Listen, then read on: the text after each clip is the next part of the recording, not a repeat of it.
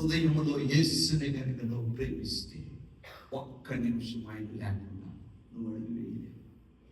ఒకవేళ యేసు లేకుండా నీ ప్రయాణం, నా ప్రయాణం ప్రమాదకరం, క్షేమం లేని దినాల్లో ఉన్నాం.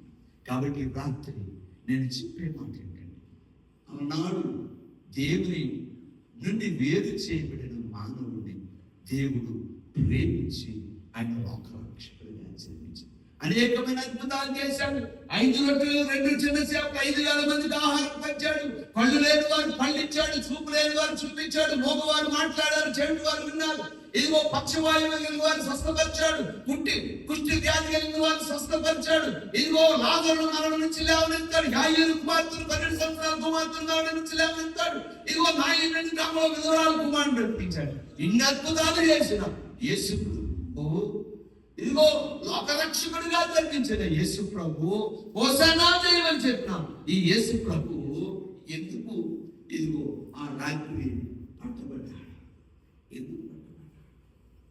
జన్మించిన యేసయ్య బాలుడిగా లేడు. బాలుడు